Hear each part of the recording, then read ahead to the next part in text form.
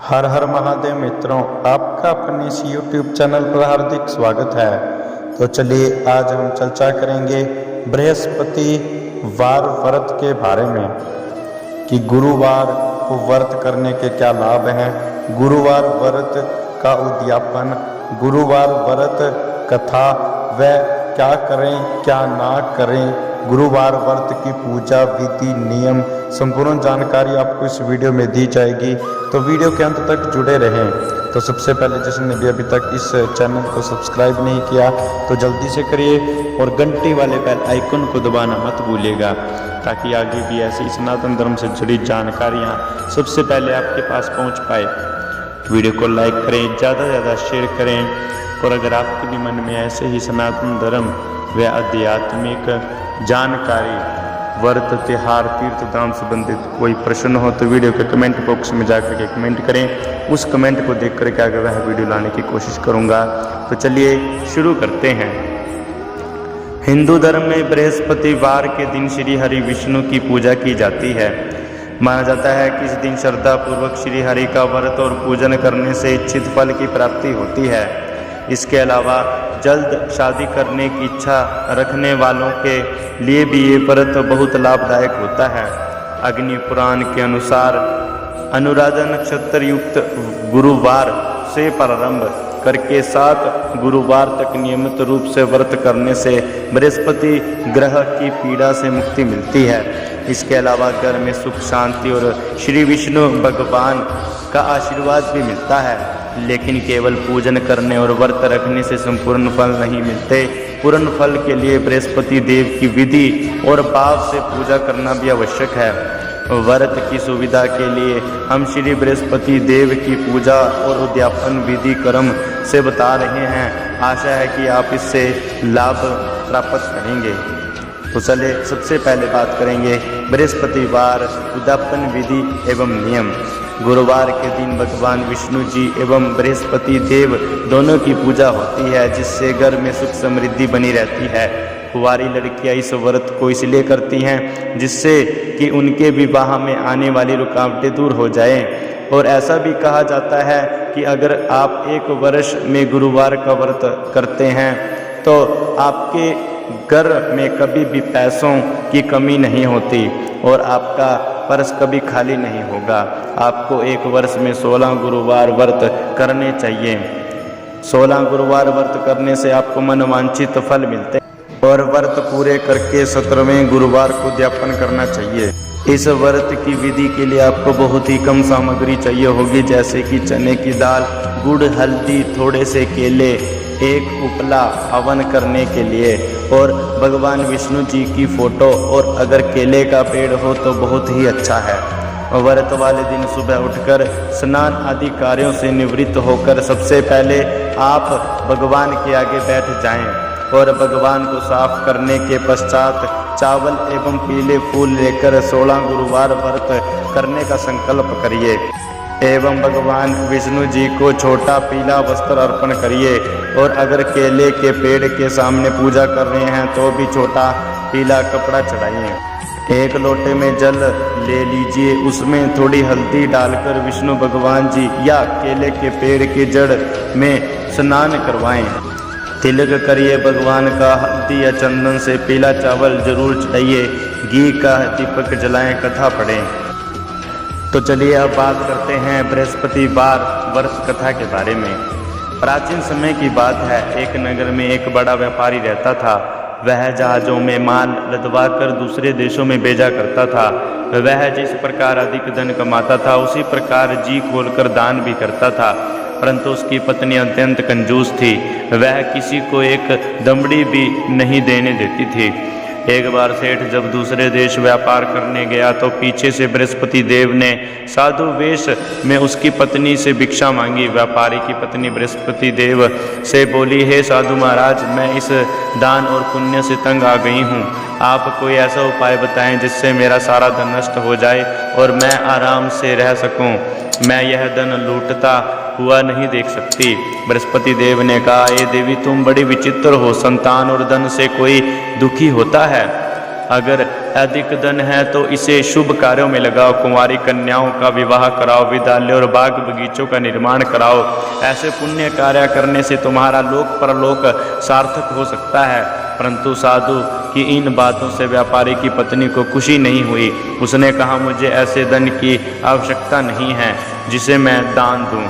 तब बृहस्पति देव बोले, यदि तुम्हारी ऐसी इच्छा है तो तुम एक उपाय करना। 7 बृहस्पतिवार घर को गोबर से लीपना, अपने केशों को पीली मिट्टी से धोना, केशों को धोते समय स्नान करना, व्यापारी से हजामत बनाने को कहना, भोजन में मांस मदिरा खाना, कपड़े अपने घर धोना।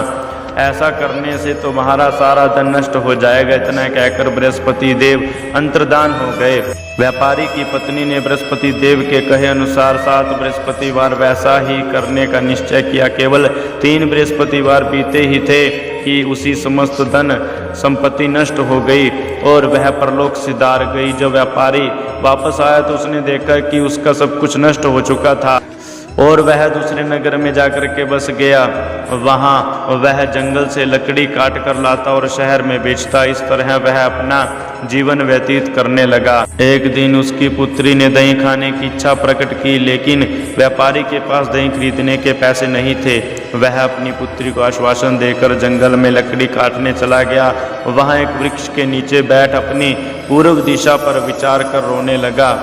और उस दिन बृहस्पतिवार था। तभी वहाँ बृहस्पति देव साधु के रूप में सेठ के पास आए और बोले, हे मनुष्य, तू इस जंगल में किस चिंता में बैठा है?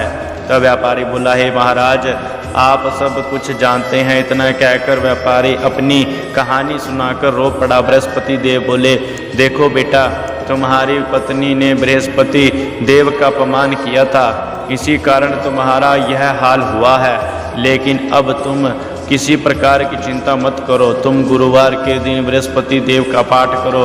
2 पैसे के चने और गुड़ को लेकर जल के लोटे में शक्कर डालकर वह अमृत और प्रसाद अपने परिवार के सदस्यों और कथा सुनने वालों में बांट दो।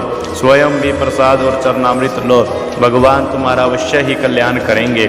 साधु की बात सुनकर व्यापारी बोला, महाराज, मुझे तो इतना भी नहीं बचता कि मैं अपनी पुत्री को दही लाकर दे सकूं।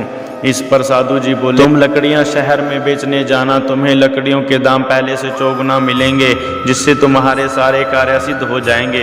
लकड़हारे ने लकड़ियां काटी और शहर में बेचने के लिए चल पड़ा। उसकी लकड़ियां अच्छे दाम में बिक गई, जिससे उसने अपनी पुत्री के लिए दही लिया और गुरुवार की कथा हेतु चना गुड़ लेकर कथा की और प्रसाद बांटकर स्वयं भी खाया। उसी दिन से उसकी सभी कठिनाइयां दूर होने लगी। परंतु अगले बृहस्पतिवार को वह कथा करना भूल गया। अगले दिन वहां के राजा ने एक बड़े यज्ञ का आयोजन कर पूरे नगर के लोगों के लिए भोज का आयोजन किया। राजा की आज्ञा अनुसार पूरा नगर राजा के महल में भोज करने गया, लेकिन व्यापारी व उसकी पुत्री तनिक विलंब से पहुंचे। अतः उन दोनों को राजा ने महल में ले जाकर भोजन कराया। जब वे दोनों लौटकर आए तब रानी ने देखा कि उसका खूंटी पर टंगा हुआ हार गायब हो गया। रानी को व्यापारी और उसकी पुत्री पर संदेह हुआ कि उसका हार उन दोनों ने ही चुराया है। राजा की आज्ञा से उन दोनों को कारावास की कोठरी में कैद कर दिया गया। कैद में पड़कर दोनों अत्यंत दुखी हुए। वहां उन्होंने बृहस्पति देवता का स्मरण किया। बृहस्पति देव ने प्रकट होकर व्यापारी को उसकी भूल का आभास कराया और उन्हें सलाह दी कि गुरुवार के दिन कैद खाने के दरवाजे पर तुम्हें 2 पैसे मिलेंगे, उनसे तुम चने और मुनक्का मंगवाकर विधि पूर्वक बृहस्पति देवता का पूजन करना, तुम्हारे सब दुख दूर हो जाएंगे। बृहस्पतिवार को कैद खाने के द्वार पर उन्हें 2 पैसे मिले। बाहर सड़क पर एक स्त्री जा रही थी। व्यापारी ने उसे बुलाकर गुड़ और चने लाने को कहा। इस पर वह स्त्री बोली, मैं अपनी बहू के लिए गहने लेने जा रही हूँ, मेरे पास समय नहीं है। इतना कहकर वह चली गई। थोड़ी देर बाद वहाँ से एक और स्त्री निकली। व्यापारी ने उसे बुलाकर कहा कि हे बहन, मुझे बृहस्पतिवार की कथा करनी है, तुम मुझे 2 पैसों का गुड़ चना ला दो। बृहस्पति देव का नाम सुनकर वह स्त्री बोली, भाई, मैं तुम्हें अभी गुड़ चना लाकर देती हूँ। मेरा इकलौता पुत्र मर गया, मैं उसके लिए कफन लेने जा रही थी, लेकिन मैं पहले तुम्हारा काम करूँगी, उसके बाद अपने पुत्र के लिए कफन लाऊंगी। वह स्त्री बाजार से व्यापारी के लिए गुड़ चना ले आई और स्वयं भी बृहस्पति देव की कथा सुनी। कथा के समापन होने पर वह स्त्री कफन लेकर अपने घर गई। घर पर लोग उसके पुत्र की लाश को राम नाम सत्य है कहते हुए शमशान ले जाने की तैयारी कर रहे थे। स्त्री बोली, मुझे अपने लड़के का मुख देख लेने दो। अपने पुत्र का मुख देखकर उस स्त्री ने उसके मुंह में प्रसाद और चरणामृत डाला। प्रसाद और चरणामृत के प्रभाव से वह पुनः जीवित हो गया।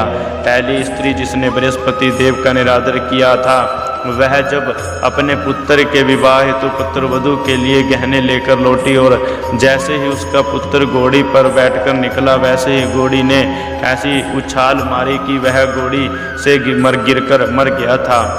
यह देख स्त्री रो रो कर बृहस्पति देव से क्षमा याचना करने लगी। उस स्त्री की याचना से बृहस्पति देव साधु वेश में वहां पहुंचकर कहने लगे, देवी तुम्हें अधिक विलाप करने की आवश्यकता नहीं है। यह बृहस्पति देव का अनादर करने के कारण हुआ है। तुम वापस जाकर मेरे भक्त से क्षमा मांगकर कथा सुनो, तब ही तुम्हारी मनोकामना पूर्ण होगी। जेल में जाकर उस स्त्री ने व्यापारी से माफ़ी मांगी और कथा सुनी। कथा के उपरांत वह प्रसाद और चरणामृत लेकर अपने घर वापस गई। घर आकर उसने चरणामृत अपने मृत पुत्र के मुख में डाला। चरणामृत के प्रभाव से उसका पुत्र भी जीवित हो उठा। उसी रात बृहस्पति देव राजा के सपने में आए और बोले, हे राजन, तूने जिस व्यापारी और उसके पुत्री को जेल में कैद कर रखा है वह बिल्कुल निर्दोष है। तुम्हारी रानी का हार वहीं खूंटी पर टंगा हुआ। दिन निकला तो राजा रानी ने हार खूंटी पर लटका हुआ देखा। राजा ने उस व्यापारी और उसकी पुत्री को रिहा कर दिया और उन्हें आधा राज्य देकर उसकी पुत्री का विवाह उच्च कुल में करवाकर दहेज में हीरे जेवरात दिए। तो मित्रों, ये तो थी बृहस्पतिवार व्रत से जुड़ी संपूर्ण जानकारी। तो बताइए कैसी लगी, कमेंट बॉक्स में जाकर के कमेंट करें। वीडियो अच्छी लगे तो लाइक ज़रूर करें, वीडियो को ज़्यादा से ज़्यादा शेयर करें, चैनल को सब्सक्राइब करना मत भूलिएगा। मैं आगे भी आपके बीच ऐसे ही वीडियो लाता रहूँगा। धन्यवाद। हर हर महादेव।